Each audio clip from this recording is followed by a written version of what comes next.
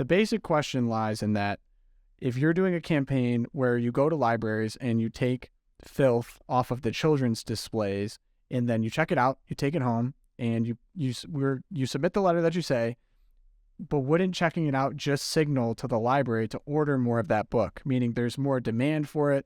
We need to buy more to replace what's already been checked out. Maybe it'll be read that way, and then therefore it won't be an effective campaign. Josh, do you have any thoughts towards that? Well, first of all, I mean, when we did this campaign last year, the American Library Association freaked out and were crazy against it. And there were all these stories saying how horrible this is, and none of those stories did they say, actually, this is going to work in our favor because it shows people like these books. They didn't, so trust me, if that was a winning argument, they would have enlisted it. Now, they know that's not the case. The fact is they supply these books in the library, the American Library Association, and the people who are part of this are very liberal, and they think this is the newest thing they got to embrace. It's the newest civil rights cause. They were supplying these books. They're buying these books regardless of demand. There was no pent-up grassroots demand for it. They're trying to get people to check these books out. They're like, check out these books. This is great. Look at this. So my thought is, no, don't let them evangelize to our children. Scoop the books up, get them out of view, make it less damaging. Let them have that Pride Month with those books not on display. I think that's much better than to say, well, gosh, technically they might buy more. They're going to buy these books no matter what until we can win control of these school boards. No, I don't think that's a winning argument at all. Yeah. Yeah. And I would just add to that too, for those participating in this, we're not encouraging you to be all passive aggressive and sneak into the library and get the books out and just leave.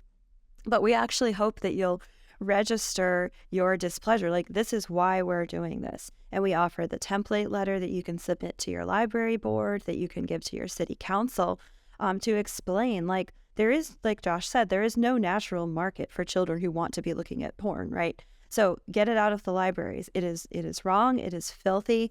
And we should be giving kids good books. Where's our good books list? Here's what we do want our children to be having access to in the library. And like Josh said, everyone on the left reacted to this very strongly last year. And I mean, over the target, we can kind of make it cute in that way, but they don't react if it's something that ends up working in their favor. That's just a wimpy, empty political theater, right? It actually means something. And you know what? People are surprised. People who run our cities, especially I'm in Connecticut, deep blue state, people who run my local city, they're shocked that anyone still thinks that this is a bad thing for children. So if Hide the Pride was a moment to oh, hello, that we still live here. We still have a voice.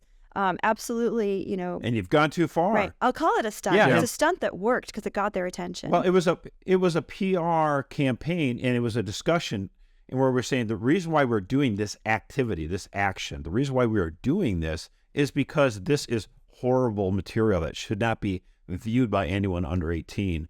And so that, they're like, what? Just like you said, how dare you? I thought we were over this. How could you possibly?